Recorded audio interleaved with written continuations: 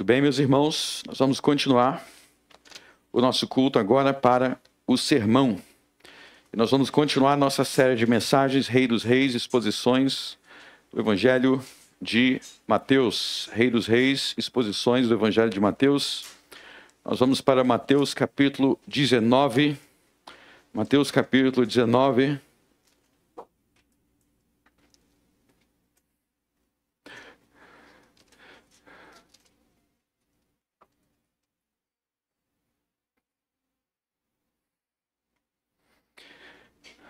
Versos 1 a 6.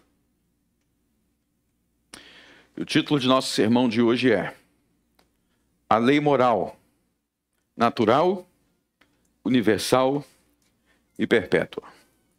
Vamos ler. Aconteceu que, concluindo Jesus estes discursos, saiu da Galileia e dirigiu-se aos confins da Judéia, além do Jordão.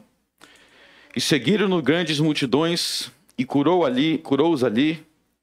Então chegaram a ele os fariseus, tentando e dizendo-lhe: é lícito ao homem repudiar sua mulher por qualquer motivo?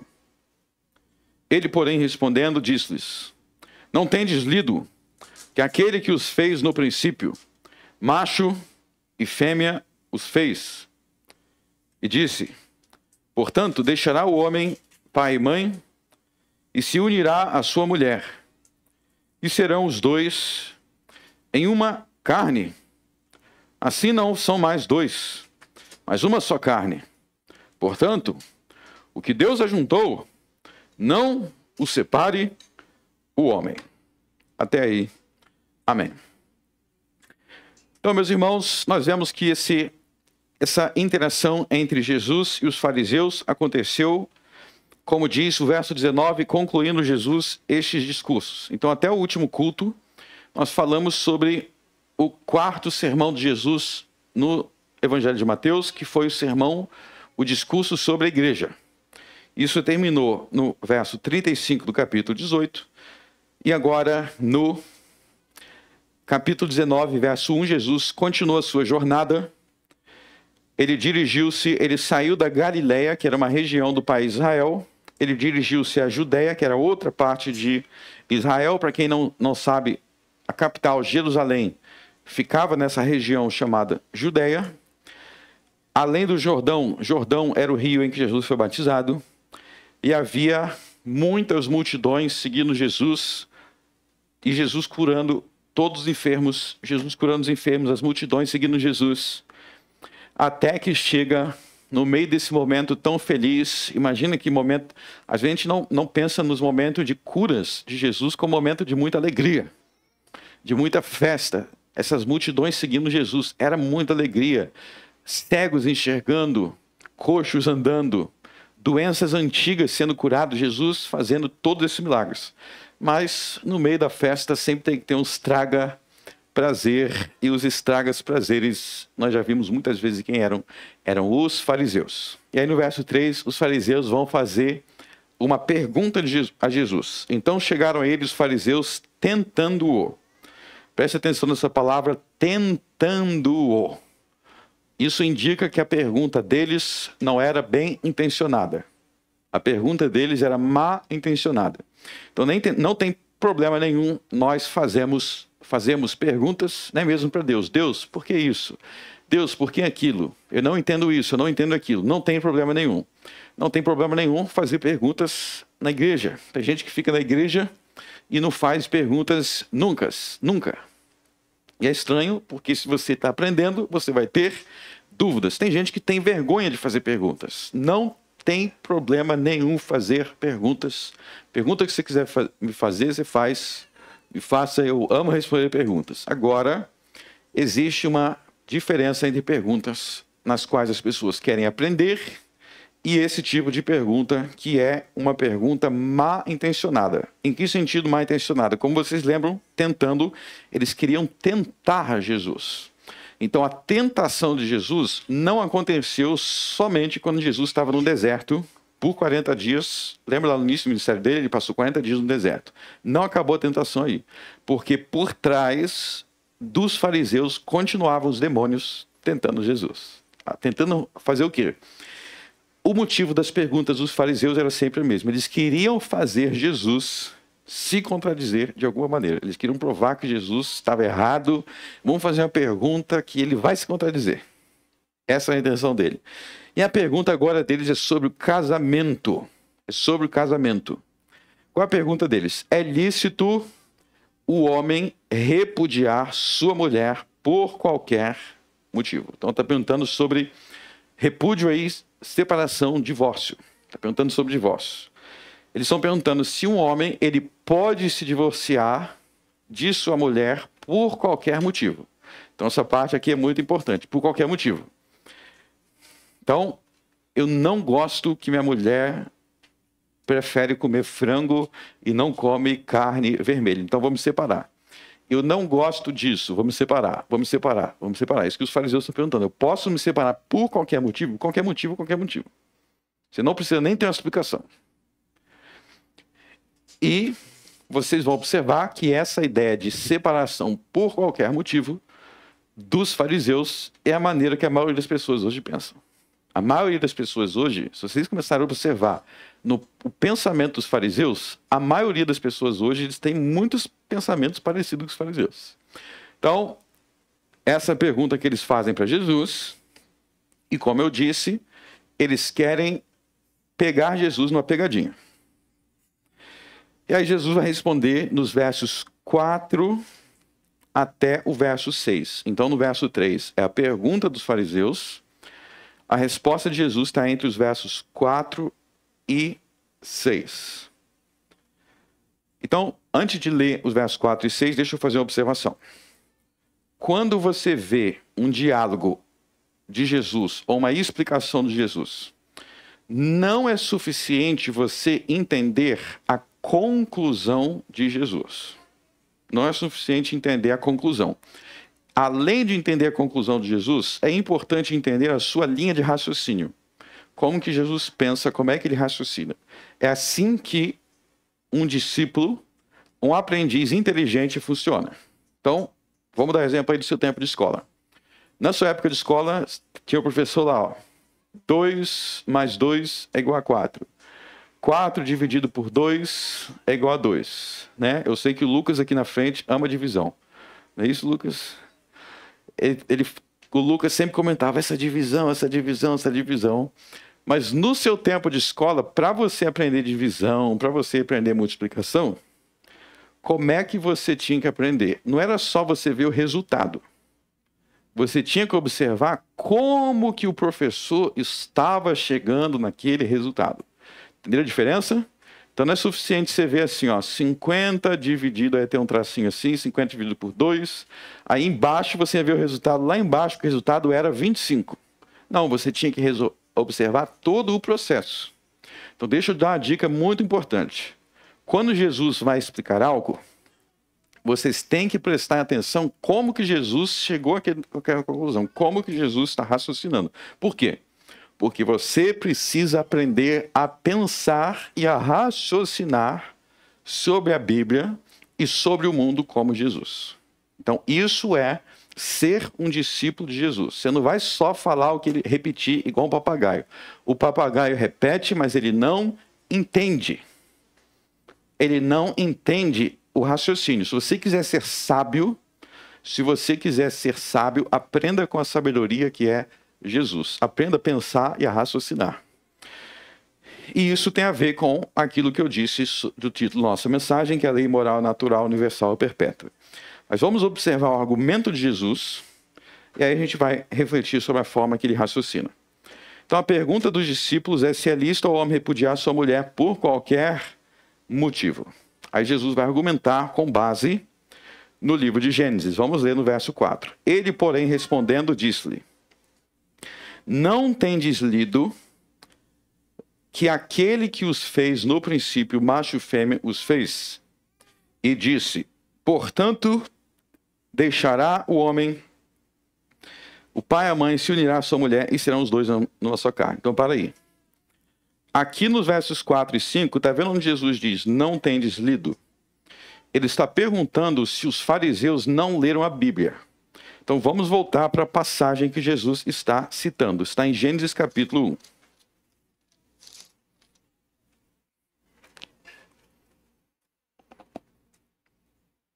1. Gênesis capítulo 1, verso 26, a partir do verso 26. E disse Deus: façamos o homem à nossa imagem, conforme a nossa semelhança, e domine sobre os peixes do mar, sobre as aves do céu, sobre o gado, sobre toda a terra, sobre todo réptil que se move sobre a terra. Então, para aí. Então, você vê que quando Deus criou o homem, ele criou o homem com domínio sobre as demais criaturas. Então, o homem tem domínio sobre a terra e sobre os animais. Agora, olha só o verso 27. E Deus criou o homem à sua imagem, a imagem de Deus os criou, homem e mulher os criou. Então, esse verso aí, homem e mulher os criou, é o que Jesus está perguntando lá em Mateus 19, se os fariseus não leram. Ele está perguntando, vocês não leram Gênesis 1, 27, que Deus criou homem e mulher, macho, fêmea. E o segundo texto que Jesus cita está em Gênesis capítulo 2.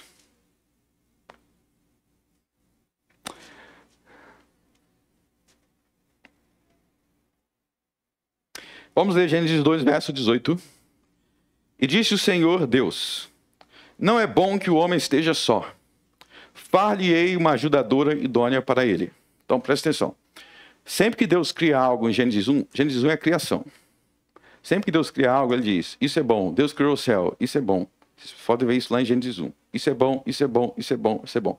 A primeira vez que Deus fala que tem algo que não está bom é quando ele cria o homem e o homem está sozinho. É a primeira vez na Bíblia que Deus fala que tem algo que não está bom. Então só aí você vê que não é bom ser solitário. Mas vamos lá. Verso 21. Então o Senhor Deus fez cair um sono pesado sobre Adão, e este adormeceu, e tomou uma das suas costelas e cerrou a carne em seu lugar. E da costela que o Senhor Deus tomou do homem, formou uma mulher e trouxe-a a Adão. Então aí está a maneira que Deus criou Adão. Deus... é aí a primeira cirurgia da história, né? A primeira cirurgia da história. Adão foi posto para dormir, aí eu acho que entra a origem da... Quando você vai fazer a cirurgia, você não sente nada, né? Você dorme, botou para dormir, aí lá da costela de Adão, ele puxou a carne, e aí a partir daquela carne, ele formou a mulher. Então, Adão, se vocês voltarem no capítulo 2, ele foi criado do pó da terra, mas Eva não foi criada do pó da terra, ela foi criada da costela da carne de Adão. Agora, observe que a maneira que Deus criou Eva,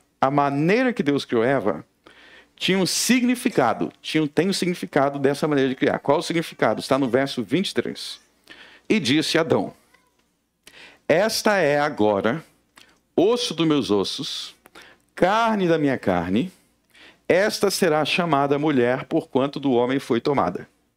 Portanto, deixará o homem o seu pai e a sua mãe, e apegar-se-á a sua mulher, e serão ambos uma carne. Então aí veja que a maneira que Eva foi criada determina como que o casamento tem que ser. Porque no verso 24, o portanto, quer dizer uma conclusão do que está no verso 23. Eva foi criada da carne de Adão, para que assim fosse o marido e mulher no casamento, uma só carne. Então, lá em Mateus 19, Jesus citou Gênesis 1, 27 e Gênesis 2, 23 a 24. Essas são as passagens que Jesus citou, e ele perguntou para os fariseus, vocês nunca leram? Volte para Mateus 19. Volte para Mateus 19.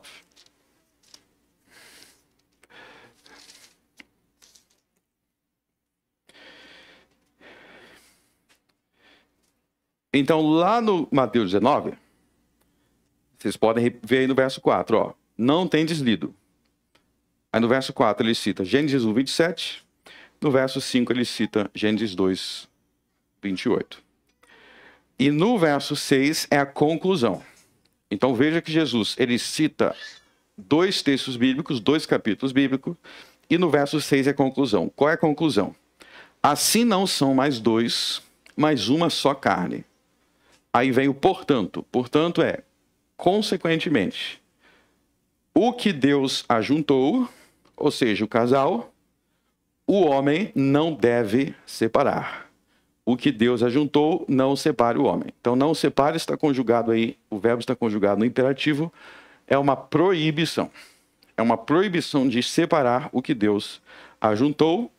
E assim, no verso 4, assim ele está respondendo, então, no verso 6, a pergunta que os fariseus fizeram no verso 3. Quem escreveu Gênesis? Quem sabe quem escreveu Gênesis? Moisés, o profeta de Deus. Agora, olha só que situação interessante. Verso 7. Disseram-lhe eles, então por que mandou Moisés dar-lhe carta de divórcio e repudiá-la? Disse-lhe ele, Moisés, por causa da dureza de vossos corações, vos permitiu repudiar vossas mulheres, mas ao princípio não foi assim. Eu vos digo, porém, que qualquer que repudiar sua mulher, exceto por causa de fornicação, e se casar com outra, comete adultério. Então, antes da gente avançar aí, preste atenção no verso 7, que os fariseus, eles vão ir contra Jesus, dizendo, por que Moisés mandou dar-lhe carta de divórcio? Então, lá em Deuteronômio 24, fala sobre divórcio, que é o 5º livro de Moisés. Fala sobre divórcio. Os fariseus, quando eles fizeram a pergunta para Jesus, isso aqui é muito importante. Quando eles fazem a pergunta de Jesus, eles já estavam planejando citar Deuteronômio 24. Então, antes que eles citassem Deuteronômio 24, Jesus já tinha citado Gênesis, que é o mesmo autor. Entendeu como é que Jesus fez? Sabe aquele ditado? Você vem... Me esqueci como é que era. Você vem pensando uma coisa, Jesus já antecipa. Então eles vão citar Moisés, Jesus já citou Moisés. Então, se eles disserem que Moisés apoia divorciar por qualquer motivo, então eles vão estar colocando Deuteronômio 24 contra Gênesis 1 e 2. Jesus está dizendo, se Gênesis 1 e 2 ensina isso, como é que vocês estão interpretando Deuteronômio 24 como se estivesse em contradição com Gênesis 1 e 2? É por isso que ele cita Gênesis 1 e 2. Ele antecipa o que eles vão falar. Isso é muito importante na verdadeira sabedoria. Você prevê o que o outro vai falar e você já antecipar antes. É assim que Jesus faz. E com isso Jesus vai explicar, nós não vamos entrar nisso hoje, Jesus vai explicar que não é lícito divorciar a mulher por qualquer motivo, mas que existe um motivo em que é lícito divorciar. Um motivo. Mas nós vamos falar sobre esse motivo na semana que vem. Mas o ponto aqui é que existe uma regra e existe uma exceção. Qual é a exceção? Nós vamos falar na semana que vem. Mas eu quero que vocês entendam que, de forma geral, não é permitido divorciar. Existe uma exceção em que é permitido. Mas nós vamos falar sobre isso na semana que vem. Nós vamos entender aqui, então, o argumento de Jesus. O que a gente aprende com esse argumento de Jesus? Número 1. Jesus acreditava que a história de Gênesis 1 e 2 era real. Perceberam isso? Jesus conta a história de Adão e Eva como uma história real que de fato aconteceu. Então, existe hoje cristãos que eles se identificam como cristãos evolucionistas. Eles dizem que o homem ele evoluiu de primatas, os animais foram se transformando até que virou você. A Bíblia não ensina que nós evoluímos de outros animais. A Bíblia ensina que nós fomos criados. Deus nos criou. E se você não crê que Deus nos criou, como está em Gênesis 1, entenda que você contradiz o próprio Jesus. Jesus cria na criação, como está em Gênesis 1 e 2. E eu te pergunto, qual é mais racional?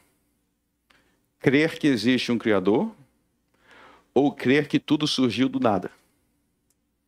Essa é a grande teoria, né? Que tudo surgiu do nada. Teve uma explosão assim do nada e foi se formando as coisas, as estrelas, até que chegou em você. Tinha uma ameba lá no meio do mar, aí foi evoluindo, tudo sozinho. Tudo aleatório. Vocês realmente acham que é racional crer assim? Você sai por aí, você vê um mundo tão belo e você acha que tudo surgiu do nada.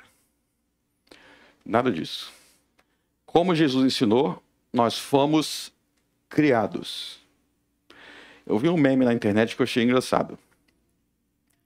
Que era o seguinte, era um filho conversando com o pai. E aí o filho falava assim, pai, é verdade que nós viemos dos macacos, dos primatas? Aí o pai dizia, não, nós somos criados à imagem e semelhança de Deus. Aí o filho falava, mas a mamãe me explicou que nós evoluímos dos primatas. Ah, filho, essa é a família dela, não é a nossa família.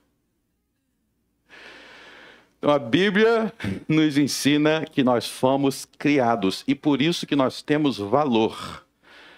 O ser humano, ele tem valor porque ele foi criado à imagem de Deus. Você sabe por que a gente não pode tratar as pessoas como se elas fossem lixo? Por que eu não posso te tratar como se fosse lixo? Já para pensar que se não existe Criador, então não existe lei. Se não existe Criador, não existe certo e errado. E não tem problema tratar as pessoas como lixo, porque a gente veio do nada, a gente vai para o nada, não existe lei, e é isso que o ateísmo leva. É tudo por acaso, é tudo aleatório. Negativo. Nós precisamos tratar todas as pessoas como sendo importante, porque todos nós fomos criados à imagem e semelhança de Deus. Todos nós temos valor. Nós temos valor. E a segunda coisa é que você vê aqui é que Jesus cria na Bíblia. Então Jesus cria no Criador e ele cria na Bíblia como regra de fé e prática. Vocês veem por todos os evangelhos, sempre que Jesus vai decidir o que é certo, o que é errado, o que a gente deve crer, o que a gente não deve crer, ele apela para a Bíblia. Por isso que não pode existir igreja que não se baseia na Bíblia. Por quê? Se há uma igreja, são cristãos. Se são cristãos, são discípulos de Cristo. Se são discípulos de Cristo, eles têm que crer e ensinar da maneira que Cristo ensinou. Por isso que nós cremos na Bíblia como regra de fé e prática. E o terceiro ponto, que é o que vai ser o que eu vou mais explorar hoje, é que neste argumento de Jesus, Jesus ensina que a lei moral é uma lei natural.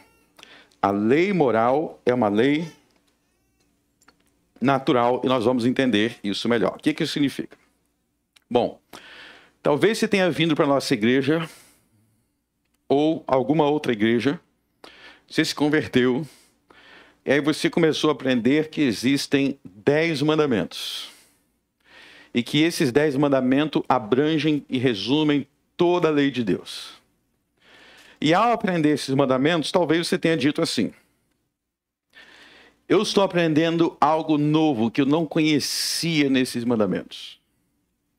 Eu não conhecia esses 10 mandamentos. Muita gente fala isso para mim. Estou aprendendo os 10 mandamentos que eu não conhecia, algo novo. Um aviso para vocês, não é algo novo. Os 10 mandamentos, quando você aprende, seja quem você for, seja onde você nasceu, se você nasceu na Alasca, na Índia, na China, no Polo Sul, no Brasil, nos Estados Unidos, em qualquer parte do mundo, seja qual for teu povo, seja qual for a tua religião que você nasceu, você já conhecia os 10 mandamentos, e a gente vai ver agora por quê. Porque a Bíblia mostra que os 10 mandamentos são uma lei natural. Vamos aprender o que é isso se a gente for em Romanos capítulo 1. Abram em Romanos capítulo 1.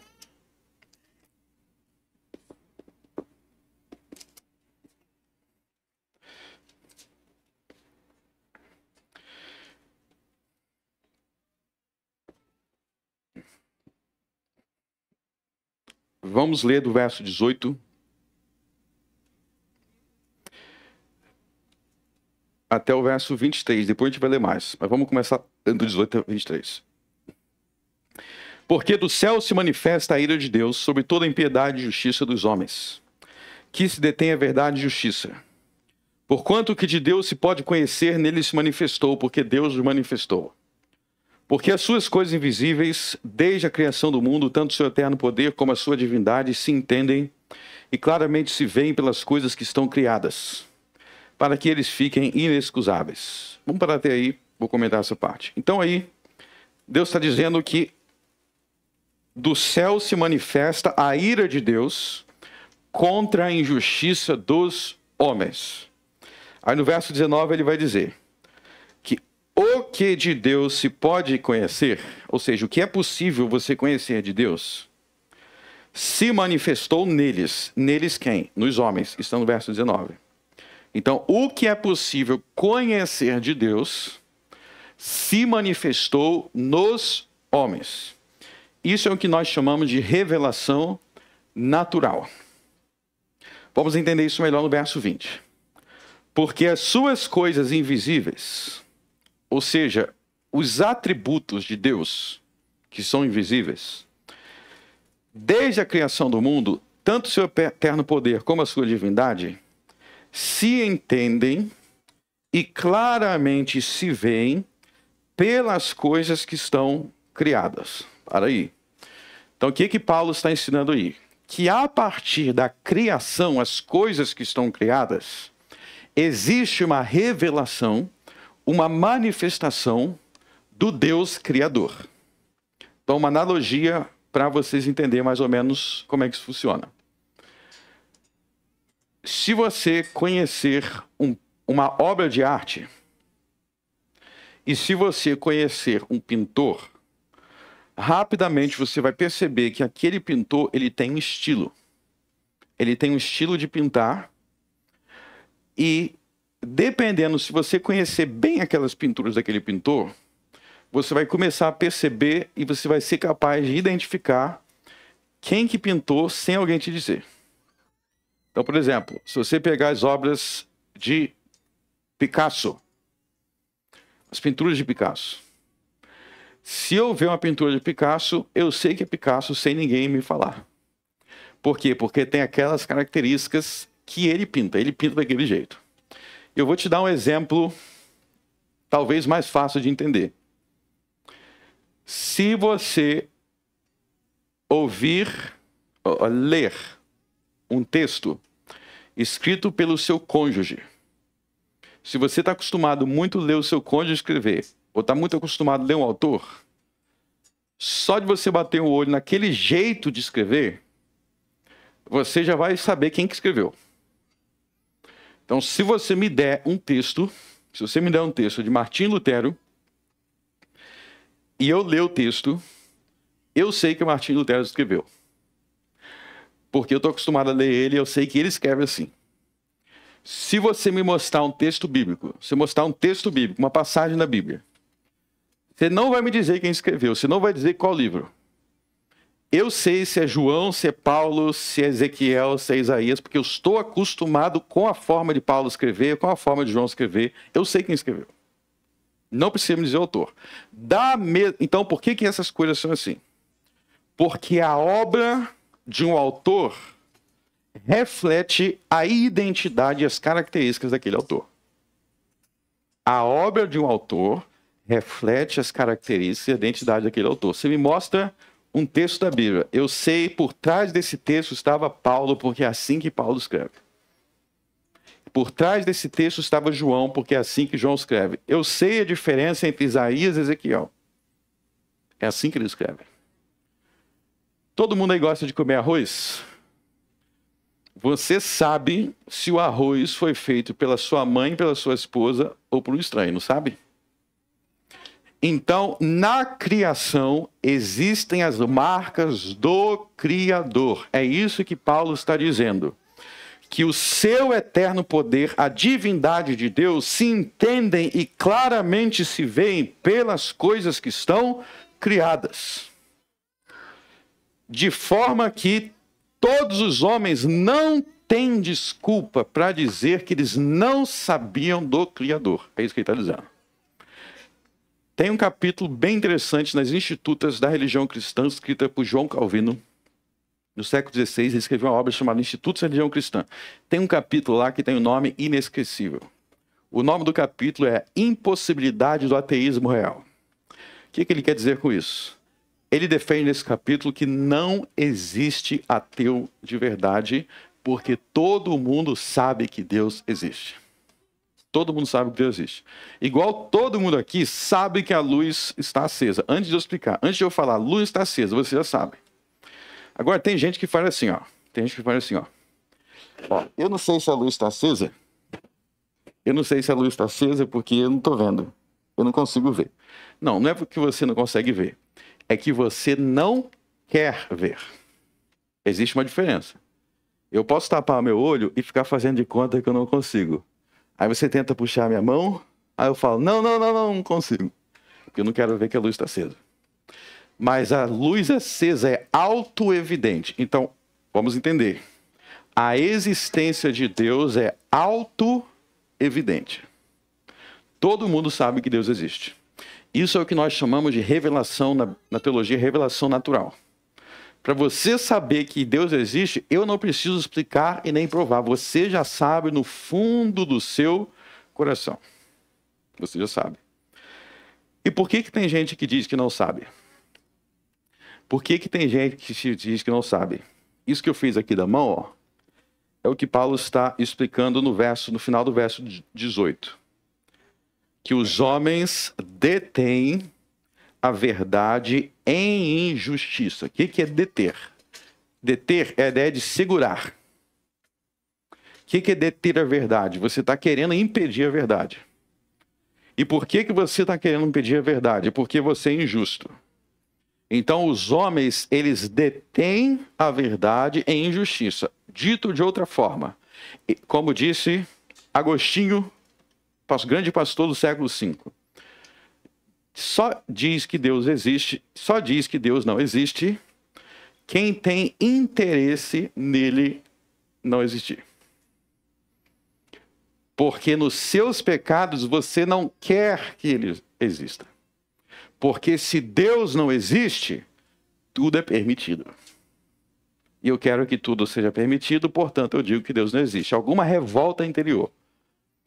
Mas é uma revolta contra a realidade, uma revolta contra a verdade, ou seja, uma revolta contra aquilo que é natural. Naturalmente, todo mundo sabe que Deus existe. E aí que ele vai dizer, no verso 21, porquanto, tendo conhecido a Deus, não glorificaram como Deus. Ou seja, os homens conhecem a Deus, mas eles querem rejeitar a Deus, porque se aceitar a Deus, vai ter que aceitar a sua lei. Eu não quero a sua lei, então eu rejeito Deus. É simples assim. Aí eu vou arrumar desculpas, e aí eu vou virar, como diz o verso 22, eu vou virar um louco. Então veja que rejeitar a Deus vai te levar à loucura, porque Deus é a sabedoria. Aí vai entrar algo importante no verso 23. E mudaram a glória do Deus incorruptível em semelhança da imagem do homem corruptível, e de aves, e de quadrúpedes, e de répteis. Vamos para pensar aqui. Então, vocês estão vendo que no verso 22, no verso 20, Deus é caracterizado como invisível. A natureza divina é invisível. No verso 23, os homens que rejeitaram a Deus, eles rejeitaram o Deus verdadeiro porque eles não querem esse Deus verdadeiro. O que eles fazem no verso 23? Eles começam a criar imagens de Deus na forma de homem, de aves, de quadrúpedes e de répteis. Então veja aí que criar imagens de Deus é tratado como uma corrupção do coração rebelde do homem. Então, eu acho que todo mundo aí conhece aquela famosa pintura que está lá no teto da Capela Sistina, que se chama A Criação de Adão. Como é que é essa imagem Criação de Adão? Você tem Deus, ele é retratado como um velho de barba branca. Se vocês observarem, Deus está vestido com um vestido ou uma camisola rosa. É isso mesmo, muita gente não percebe. E ele está com o braço estendido assim. E aí tem Adão com o braço estendido aqui. Todo mundo já viu essa pintura, né? A primeira pergunta que eu faço é: de onde saiu aqueles anjinhos com cara de bebê? Porque na Bíblia não tem anjo com cara de bebê. Essa é a primeira pergunta. Mas essa é a pergunta mais leve. Segundo, por que pintaram o Deus incorruptível com a semelhança de imagem do homem corruptível? Eles pintaram Deus como um velho. E não é assim que muita gente imagina Deus. Tem um velho lá no céu me observando. Paulo está dizendo que isso faz parte da corrupção. Então é pecado pintar Deus na forma de homem corruptível. É pecado pintar Deus na forma de ave. É pecado pintar Deus na forma de quadrúpede ou de réptil. Se você for na Índia o negócio fica feio mesmo. Porque eles têm imagens de ratos. Aí tem o templo do rato. Aí eles dizem que aquele rato ali é um deus. Aí eles dizem que a vaca é um deus. Na Índia é assim. É uma loucura. Paulo está dizendo, o Deus verdadeiro, ele é invisível. E a gente conhece ele não olhando para ele como se ele fosse um homem corruptível, mas olhando para a criação no qual ele se revela. E os homens, verso 22 e 23, deixa claro que é loucura retratar Deus com essas imagens. Bom, se você prestou atenção no que eu disse até aqui, e se você conhece os 10 mandamentos, você sabe que eu acabei de demonstrar que o primeiro e o segundo mandamento são naturais. Por quê? Qual o primeiro mandamento lá em Êxodo 20? Os 10 mandamentos. Quem já tem os 10 mandamentos decorados sabe que o primeiro mandamento é, vamos repetir todo mundo junto, não terás outros deuses diante de mim. E o segundo mandamento, esse é mais longo. Esse é só para os alunos da escola. Não... o Nicolas está pulando lá atrás que ele quer falar. Não farás para ti imagem de escultura, nem alguma semelhança do que há em cima do céu, nem embaixo na terra, nem nas águas debaixo da terra. Como que é o resto? Parabéns, Nicolas. Falou certinho. As crianças aqui estão bem mesmo. Oi. Então, o primeiro mandamento proíbe adorar falsos deuses porque ele exige que você adore a Deus verdadeiro. O segundo mandamento proíbe fazermos imagens do Deus verdadeiro. Seja imagem do Deus verdadeiro em forma de homem, seja imagem do Deus verdadeiro em forma de réptil, de quadrúpede, de ave, é tudo proibido. E Paulo está explicando aqui é que essas exigências são reveladas naturalmente. Ou seja, no fundo do seu coração, você já sabia que só existe um Deus e que ele é glorioso demais para ser representado por essas imagens corrompidas. Agora vamos continuar o raciocínio aqui.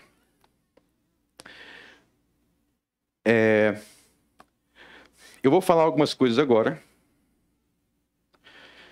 que é autoevidente, porque também é natural, mas também o mundo hoje detém essa verdade, não quer enxergar essa verdade. Vamos ver. Verso 24. Por isso Deus os entregou às concupiscências dos seus corações, à imundícia, para desonrar os seus corpos entre si. Pois estes mudaram a verdade de Deus em mentira. E honraram e serviram mais a criatura do que o Criador. Para aí. Então ele está dizendo que quando os homens fazem a imagem de Deus, eles estão mudando o verdadeiro Deus, mudando a verdade de Deus em mentira. E ele vai dizer que existe uma consequência disso para a raça humana. Vamos ver a consequência, verso 26. Por isso Deus abandonou as paixões infames, porque até as suas mulheres mudaram o uso natural, no contrário à natureza. Está vendo a palavra aí, natureza? Está dizendo que tem algo que as mulheres começaram a fazer que é contrário à natureza. Vamos para o verso 27. E semelhantemente também os homens, deixando o uso o quê? Natural da mulher, se inflamaram em sua sensualidade uns para com os outros, homens com homens, cometendo torpeza e recebendo em si mesmo a recompensa que convinha ao seu erro. Então ele está falando sobre homossexualidade. Ele está dizendo que a homossexualidade é contrário à natureza. O que isso pressupõe? Isso pressupõe o mesmo que Jesus disse em Mateus 19. Que no princípio Deus criou macho e fêmea e que ele criou o relacionamento para ser entre macho e fêmea. Ou seja, quando as mulheres, no verso 26, praticam o lesbianismo e quando no verso 27 os homens praticam a homossexualidade, eles não estão só contrariando a Bíblia. Eles estão contrariando a própria natureza do seu sexo. Então vamos entender essa questão de natureza com mais detalhes. Tem pessoas hoje em dia, no meio dessa loucura que a gente vive, que eles falam assim, ó. São só os cristãos que acreditam na Bíblia que eles veem um problema com a homossexualidade. Isso não é verdade. Entenda uma coisa. Todas as culturas do mundo, em todas as épocas, em todos os lugares, 99% delas eram contra a homossexualidade. Só existe uma cultura que diz que tem casamento homossexual. São os países ocidentais modernos de 20 anos para cá. As grandes culturas do passado não é só cristão. Se você fosse na Índia, na China, no Japão, na África, todas essas culturas, 99% delas, iam dizer que a homossexualidade é errada. A pergunta é, como que eles sabiam? Como que eles sabiam que era errado? Que é o mesmo que a Bíblia ensina que é errado. Porque nós temos uma coisa chamada lei natural. Então, vamos para o capítulo 2, para a gente ver isso. Romanos 2.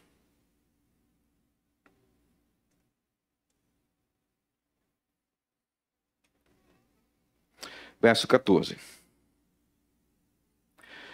Porque quando os gentios que não têm lei fazem naturalmente as coisas que são da lei, não tendo eles lei, para si mesmos são lei, os quais mostram as obras da lei escritas em seus corações, testificando juntamente a sua consciência e os seus pensamentos, quer acusando, quer defendendo. Ou seja, quando os gentios, ou seja, aqueles que não são cristãos, aqueles que não conhecem a Bíblia, eles fazem naturalmente coisas que fazem parte da lei de Deus na Bíblia. Naturalmente, percebeu essa palavra? Então, de repente, se você perguntar para alguém que não é cristão, roubar é pecado? Ele vai dizer não, é errado. Roubar é certo? Ele vai dizer não, é errado. Matar está certo? Ele vai dizer errado. Mas ele nunca leu a Bíblia. Por quê? Porque todos nós fomos criados à imagem de Deus, e quando Deus nos criou, Ele nos criou com essas leis Verso 15, escrita em nossos corações, ou seja, no fundo do fundo, no fundo, você conhece essas verdades.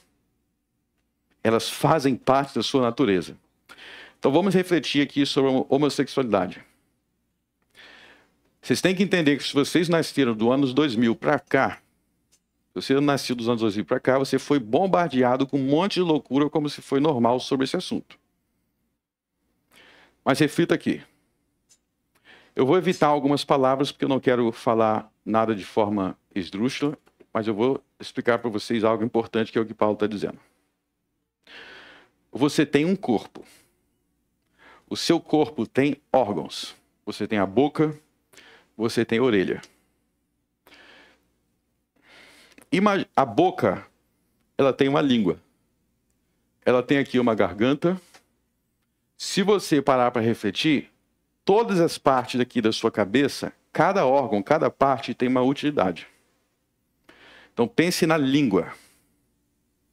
A língua, os dentes, ajudam você a mastigar.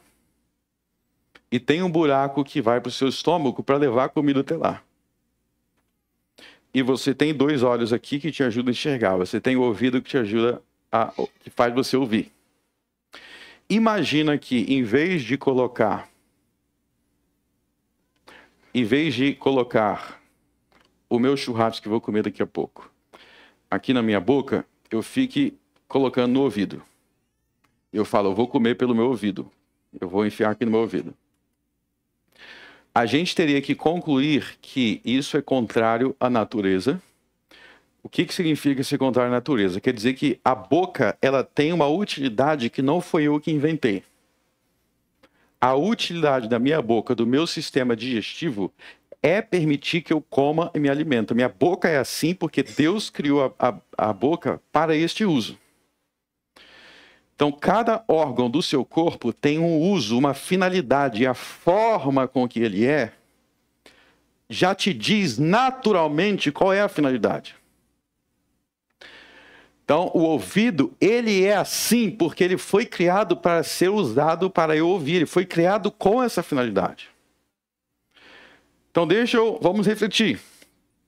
Não é que as coisas simplesmente existem do nada e a gente inventa para que a gente vai usar. A gente inventou que vamos usar a boca para comer. A gente não inventou. A boca, ela tem ele foi projetado assim. Da mesma forma que esse livro, alguém criou esse livro para ser lido. Tem esse botão aqui no meu celular para desligar a tela. Alguém criou com essa função. Então você tem que se perguntar, todas as partes do corpo têm uma função. Os órgãos sexuais também. Eles foram criados assim para ter essa função. Eu não vou falar nomes aqui, não quero falar coisas, tem crianças aqui, mas eu quero que vocês reflitam. Quando um homem e uma mulher vão se relacionar, tem algo que acontece no corpo da mulher e tem algo que acontece no corpo do homem, nos seus órgãos, para que aquela relação aconteça. E isso reflete o fato de que esses órgãos foram feitos um para o outro. E por isso, o uso desses órgãos, de maneira que não foi criado por Deus, é chamado por Paulo de contrário à natureza. É contrário à natureza. Você não precisa ser cristão para concluir isso racionalmente. Ou seja, a atração de um homem pela mulher e de uma mulher pelo homem é natural. Em que sentido natural? Condiz com a natureza do seu corpo. Por isso, inclusive, pedofilia é contrária à natureza. Por que a pedofilia é antinatural? Não estou dizendo que pedofilia e homossexualidade é a mesma coisa, são assuntos diferentes.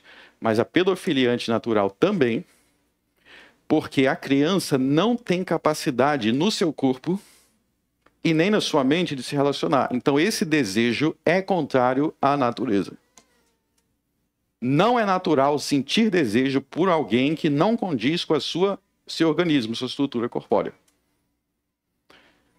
Da mesma forma, cada parte do seu corpo, a sua pele foi criada para sentir calor. A sua pele foi criada para sentir calor. Então, se você colocar a pele no fogo, o que vai acontecer? Você vai imediatamente tirar. Porque a pele, ela tem um sistema para proteger você de ser queimado. Então, cada parte do seu corpo tem uma função. E assim como nós temos um sistema digestivo, assim como nós temos um sistema dos meus ouvidos para ouvir, nós temos no nosso corpo um sistema sexual que, se for utilizado contrário ao que Deus projetou, é contrário à natureza. E com isso, eu quero mostrar para vocês, então, que todas as leis, todos os 10 mandamentos, estão escritos no nosso organismo. Então, fazem parte da sua vida. Os 10 mandamentos não estão somente na Bíblia. Não estão somente nas tábuas de Moisés. Os 10 mandamentos são a base do funcionamento do seu corpo. Eu vou falar da segunda tábua primeiro para vocês entenderem. Isso é o que nós chamamos de lei natural. Então, eu vou dar exemplo do fogo novamente. Se você botar a mão no fogo, o que seu corpo vai automaticamente fazer? Vai tirar. Por quê? Sexto mandamento.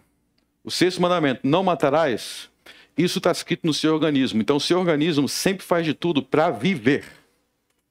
O seu organismo sempre luta para viver. Por isso que você sente fome. Por isso que quando alguém te diz que alguém morreu, você se sente triste. Por isso que se você vê um morto, você vai sentir pavor. Todas as células do seu corpo lutam contra a morte. Por quê? Porque o sexto mandamento está escrito no seu coração, como diz Romanos 2, naturalmente. Sétimo mandamento. Não adulterarás. Não adulterarás não é um pecado cometido só entre casados. O adultério do casamento existe em todas as relações proibidas por Deus, como nós acabamos de ver sobre a homossexualidade. A homossexualidade adultera o verdadeiro casamento. Então, quando você ouve uma história de que fulano traiu a mulher, de que a fulana traiu o marido, qual é o seu instinto imediato? É achar estranho. Quando você ouve assim, ó, aquele casal, sabe aquele casal que era muito apaixonado, que se amava muito, divorciaram. Você sente aquela tristeza. Puxa, que pena. Porque instintivamente nós sabemos que o casamento é sagrado.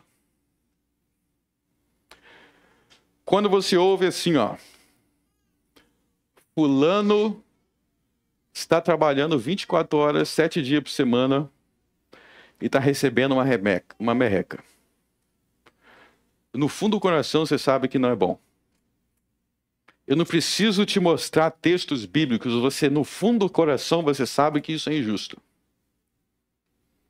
Quando você sabe que alguém é mentiroso. Quando você ouve até o mentiroso, ele sabe que a mentira é errada. E os primeiros mandamentos também. Todo mundo sabe que existe um Deus. Todo mundo sabe que as representações de Deus são falsas. Todo mundo sabe que o nome de Deus tem que ser respeitado. E todo mundo quer dias de descanso. O que aconteceu então com a raça humana? O que aconteceu com a raça humana é o seguinte: Deus criou Adão bom. Deus criou Adão bom. Adão se corrompeu. A corrupção de Adão não destruiu completamente a lei no seu coração. A corrupção de Adão faz com que essas verdades sejam reprimidas. Não é destruído, é reprimido. Então, quanto mais você reprime, mais aquilo vai sendo esquecido. Então, o ladrão. Então, se você nunca roubou ninguém, a primeira vez, os ladrões, eles contam isso. A primeira vez é mais difícil do ladrão. Por quê? Porque ele tem aquela lei natural, não roubarás, muito vivo. Aí ele rouba de novo. Ele rouba de novo. Daqui a pouco ele rouba, ele nem sente. Por quê? Porque ele está destruindo aquela lei natural no seu coração. Os assassinos falam isso. Os assassinos falam, a primeira vez que mata é a mais difícil. Os assassinos, eles matam, eles sofrem. Daqui a pouco ele mata de novo, para de sentir. Porque aquela lei natural vai sendo destruída, ou seja, a gente vai nos destruindo. A gente vai perdendo a sensibilidade. Em relação a esse assunto aqui, com a homossexualidade, é assim. Na minha época, se você perguntasse para qualquer pessoa, o que você sente quando você vê isso? Todo mundo ia falar que sentia choque. Aí começou a martelar, não, você tem que ver isso e sentir normal. Você tem que ver isso e sentir normal. Foi dessensibilizando a sociedade. As pessoas foram sendo dessensibilizadas. Então isso explica, volto para Mateus 19. Então, nós aprendemos aí o argumento de Jesus. Qual é o argumento de Jesus? Agora preste bastante atenção. O argumento de Jesus no verso 4, não tendes lido que aquele que os fez no princípio, macho e fêmea os fez? Qual é o argumento de Jesus? O argumento de Jesus é a maneira que Deus criou as coisas para ser, ou seja, a maneira e o propósito e a utilidade que Deus criou as coisas para ser, estabelece aquilo que é a lei referente àquilo que ele criou. Então, se Deus criou o homem e a mulher assim, se Deus criou o casamento é assim que o casamento tem que ser. Esta é a lei do casamento. Ou seja, o ponto de Jesus é que a lei moral, aquilo que determina o certo e errado, é baseado na natureza da criação. Ou seja, as leis de Deus não são aleatórias. As leis de Deus não são arbitrárias. Pensa no seguinte, na minha sala de estar tem um sofá, eu acho que é bege. É marrom? Eu acho que eu sou meio daltônico. Mas tem o teu sofá lá marrom. Por que ele tem marrom? Por que ele tem que ser marrom? Não tem um motivo eterno. O motivo é o que você quis. Por que na sua casa a televisão tem que ficar ali e não ali? É porque você quis. A lei de Deus não é simplesmente porque alguém em algum momento quis. A lei de Deus fundamenta-se, está enraizado na natureza do próprio Deus e da própria criação. Por que o casamento tem que ser assim? Porque Deus o criou para ser assim. Essa é a existência dele. Por que a sexualidade tem que ser assim? Porque essa é a natureza do seu sexo. Por que não roubarás, não matarás, não darás falso testemunho, não cobiçarás? Por que esses mandamentos são assim? Não é por uma preferência de alguém em algum momento da história, alguém em uma cultura, mas as razões são eternas e, portanto, a lei de Deus é eterna. Para que seja lícito fazer uma imagem de Deus, Deus teria que ser diferente, ele não poderia ser invisível. Ou seja, o segundo mandamento se baseia na natureza de Deus. Assim, a proibição da homossexualidade se baseia na natureza do homem. O homem é assim. Portanto, ele deve ver assim, a razão é criacional. E nós temos no mundo de hoje e no mundo de sempre a negação da criação. Ou seja, qual é o seu sexo? O seu sexo é como eu acho que tem que ser. Então, se o homem ele quiser usar uma saia e se comportar com a mulher, não tem problema. Se a mulher quiser parecer macho, não tem problema. Porque perdeu-se a noção de que as coisas têm natureza. E essa natureza é como que Deus criou. Então, é isso que Jesus está argumentando. Que a maneira que o casamento deve ser é baseado, a lei do casamento é baseado na natureza criada por Deus. E eu quero finalizar lendo uma passagem para mostrar para vocês como que isso se aplica até na aparência. 1 Coríntios 11.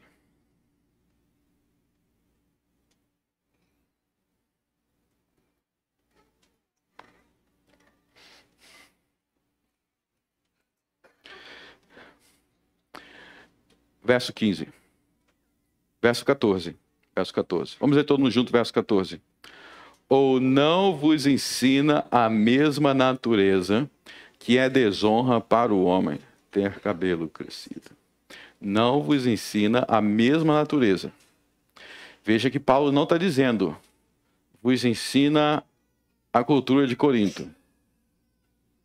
Você reparou que na maioria dos povos, os homens têm cabelo curto e as mulheres têm cabelos longos?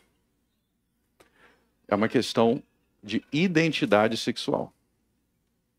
Identidade sexual, que se reflete na aparência. Mas nós vamos continuar falando sobre esse texto na semana que vem.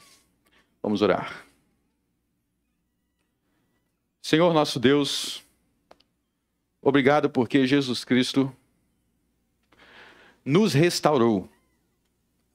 Nós que fomos destruídos pelo pecado, tivemos a sua lei restaurada em nossos corações. Restaure, Senhor, a lei de Deus em nossos corações, em nossas mentes, para que não venhamos continuar a deter a verdade e a injustiça. Que sejamos restaurados em nossa sexualidade e em tudo que tem a ver com a nossa identidade. Que nós não venhamos viver como monstros. Que nós não venhamos viver como bestas, como animais, mas como homens e mulheres que honramos a criação que Deus fez para ser. Por Cristo eu oro. Amém.